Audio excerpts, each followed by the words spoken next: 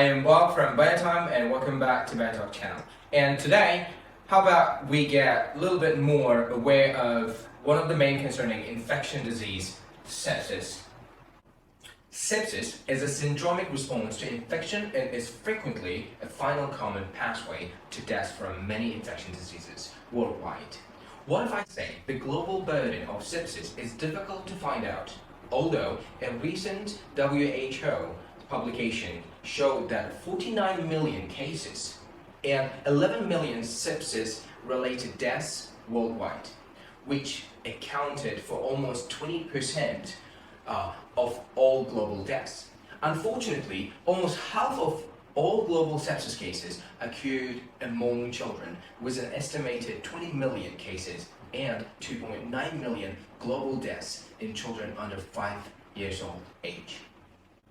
What is actually sepsis? Sepsis is the body's extreme response to an infection.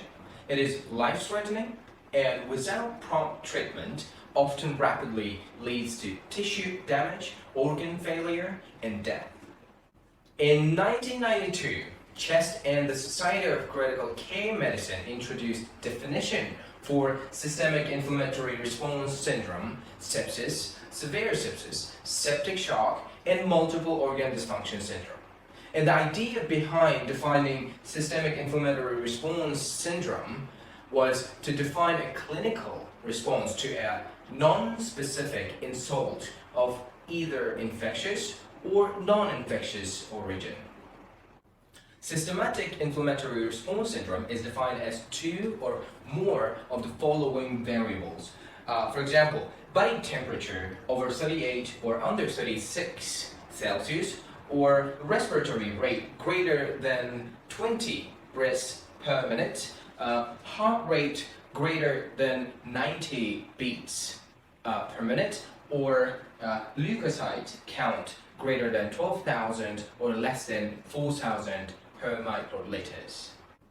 Bacterial infections are the most common cause of sepsis. Sepsis can also be caused by fungal, parasitic, or viral infections. Common signs and types of infections that can lead to sepsis including abdomen infections, skin infections, central nervous system infection, lung infection, as well as kidney infections. Anyone affected by infection, severe injury, or serious non-communicable disease can progress to sepsis. But vulnerable populations are at higher risk, including pregnant and or recent pregnant women, adults 65 or older, people with recent severe hospitalizations, sepsis survivors, and also people with weakened immune system and people with chronic diseases and young children.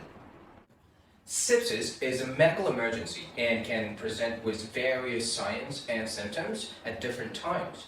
Warning signs and symptoms including disorientation, shortness of breath, fever or shivering, pain as well as discomfort, increased heart rate or clammy as well as sweaty.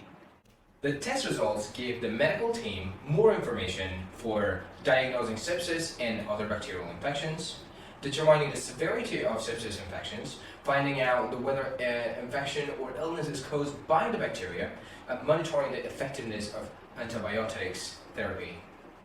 If you have enjoyed our video, please press the like button and share. And if you want to see more of our episodes, please subscribe our BioTalk channel and wait for us next time.